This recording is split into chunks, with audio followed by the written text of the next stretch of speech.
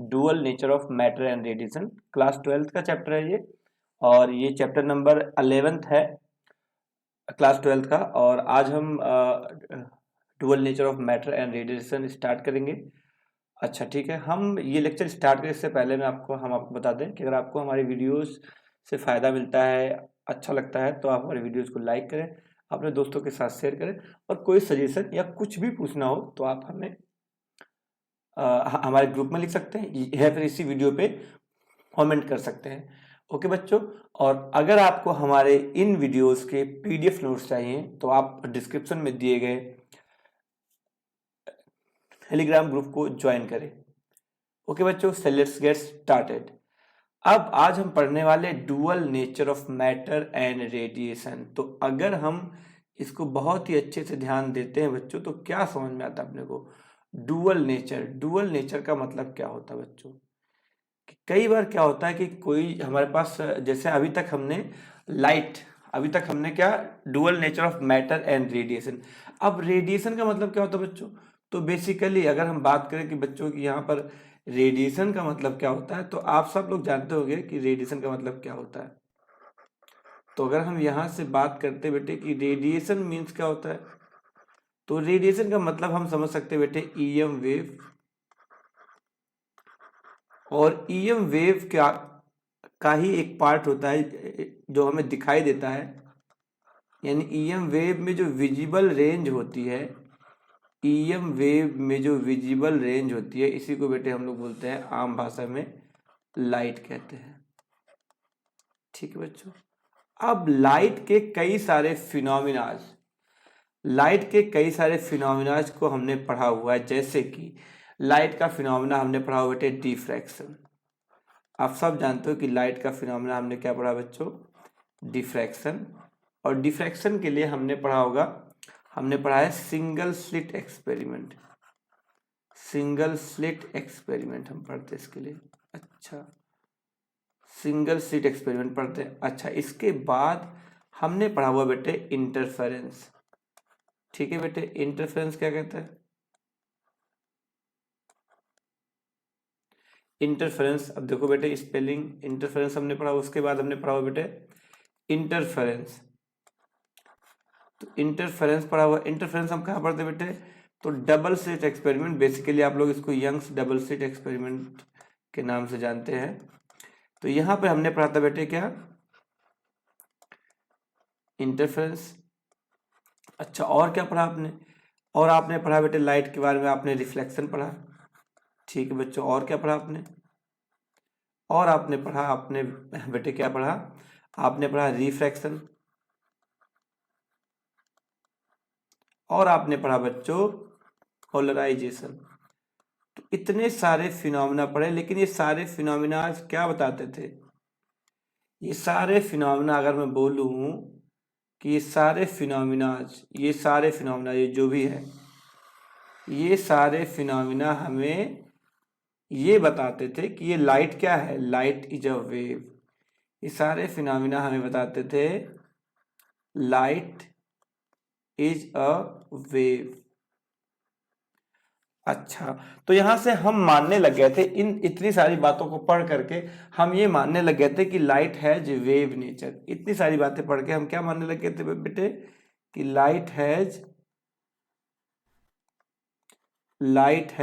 Wave nature.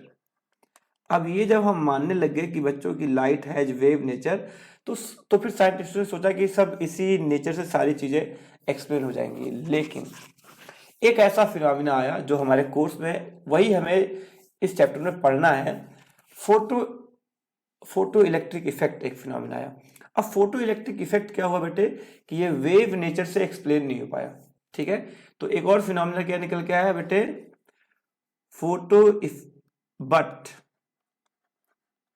But हमारे पास एक phenomena क्या है बेटे? बट फिनोमिनन क्या फिनोमिना है बेटे? फोटो इलेक्ट्रिक इफेक्ट, ये वाला फिनोमिना बच्चों। But phenomenon photo electric effect,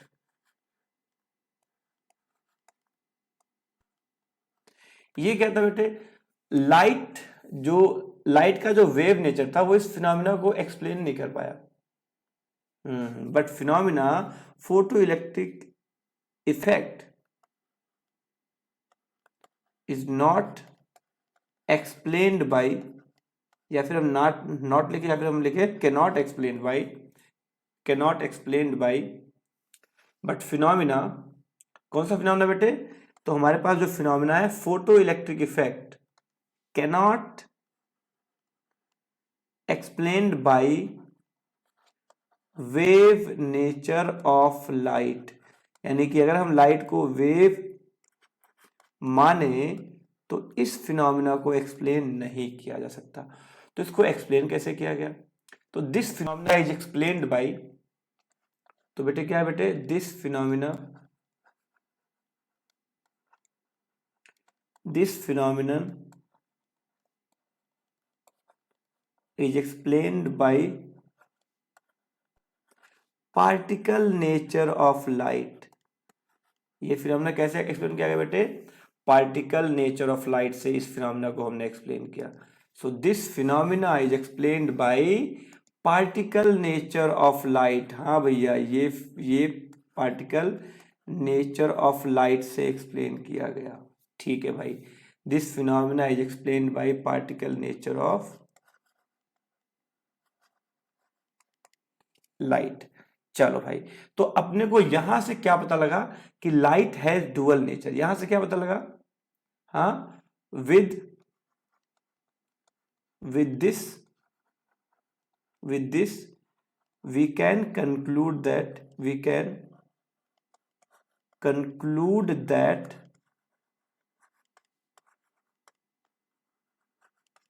light has dual nature।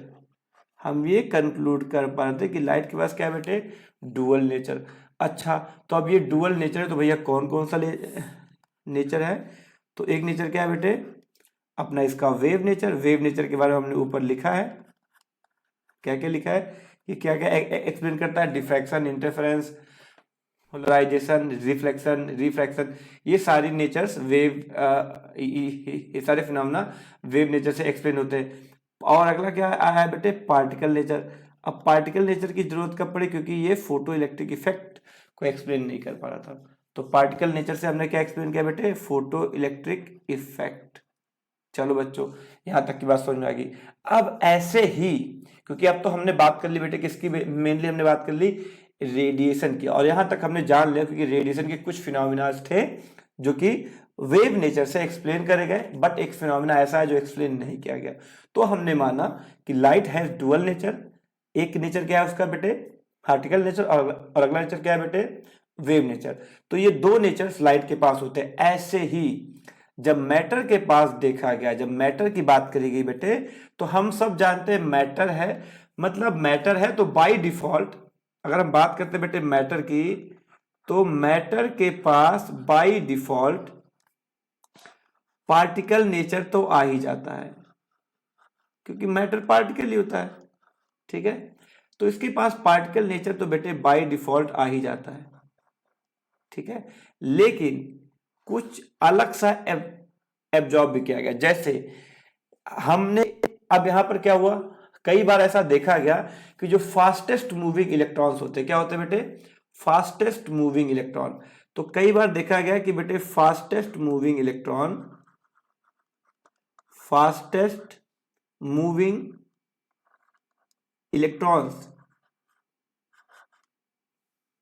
जो फास्टेस्ट मूविंग इलेक्ट्रॉन है, ये डिफ्रैक्शन पैटर्न बनाते हैं। मतलब फास्टेस्ट मूविंग इलेक्ट्रॉन सोज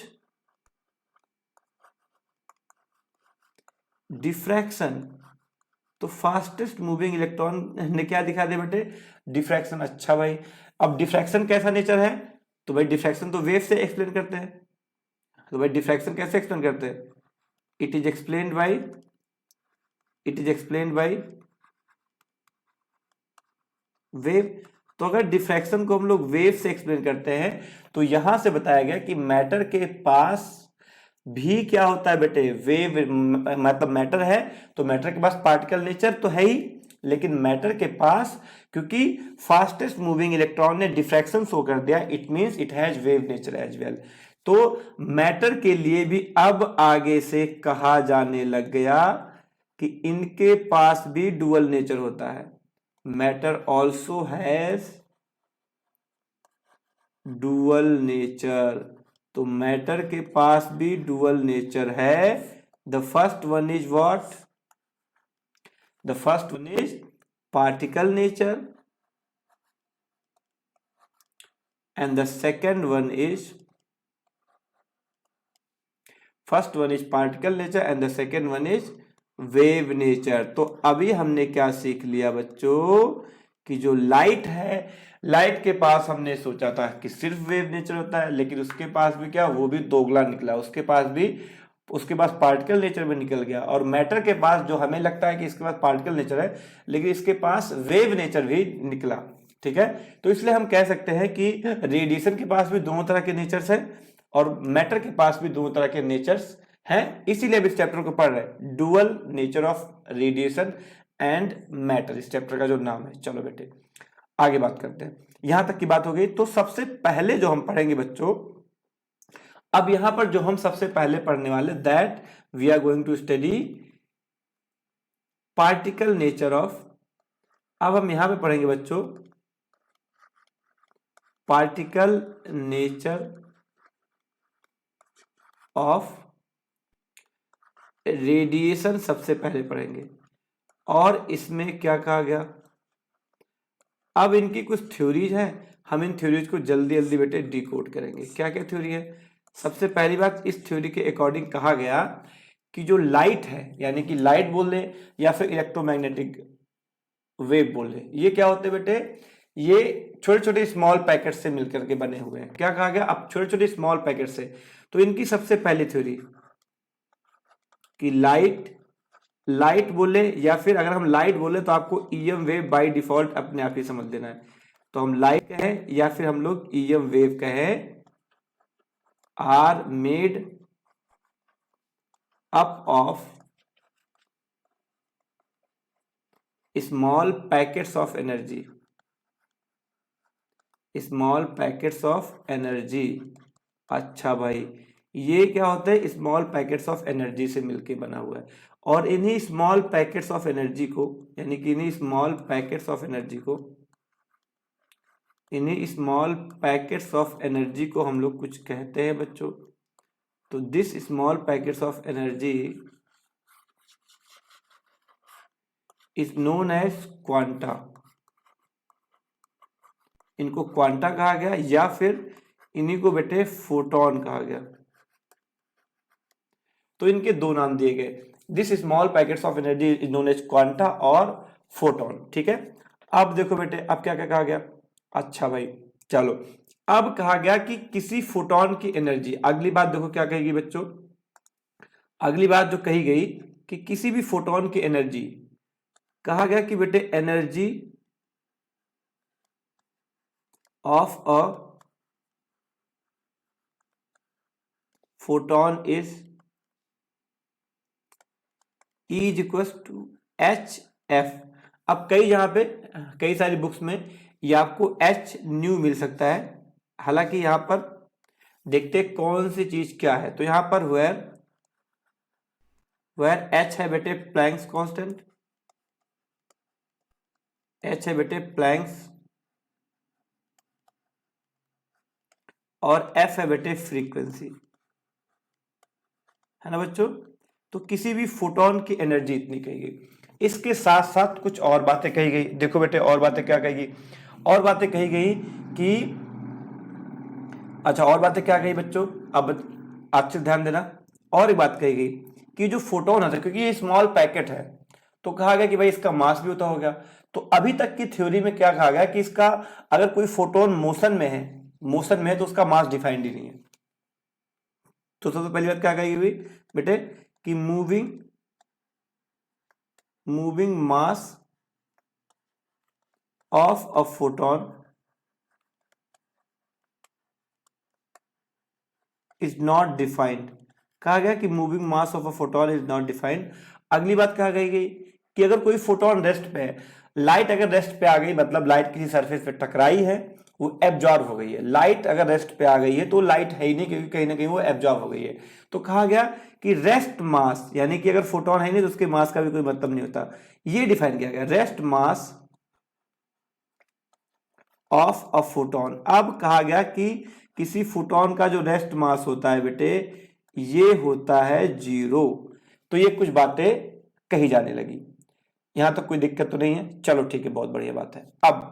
अब हमारे पास एक और डेरिवेशन हम फटाफट सीखेंगे, क्योंकि ये भी हमारे लिए बहुत इंपॉर्टेंट है। हाँ देखो, हमने भले ही हमने किसी फोटोन का मास डिफाइन नहीं किया, लेकिन फोटोन का मोमेंटम डिफाइन किया गया। अब फोटोन का मोमेंटम बेटे कैसे डिफाइन किया गया, तो अब इसके लिए हम एक अलग से फॉर्मूला देखते हैं बेटे। हम सब जानते हैं E इक्वल्स mc², सब लोग जानते हो बेटे, ठीक है भाई, अच्छी बात है। अच्छा देखते बेटे, अब ये E क्या है बेटे, अभी हमने किसी फोटोन की एनर्जी हमने क्या देखी है, हमने देखी बेटे HF, बहुत अच्छी बात है। और इस mc² को अगर हम mc इंटू सी लिखे तो कोई दिक्कत नहीं है।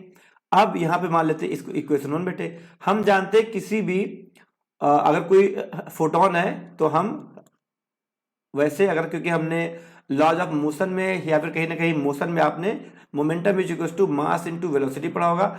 लाइट के केस में यही हमारी लाइट की स्पीड क्या होती है बेटे, c होती है, तो हम v की जहां पे mc लिख सकते हैं, ठीक है। तो ये जहां पर mc है, यहां पर हम बहुत ही इजीली pc लिख सकते हैं, कोई दिक्कत नहीं है। तो यहां से अगर हम p की बात करें तो p आ जाएगा HF/c। चलो बच्चों, तो भले ही हमारे किसी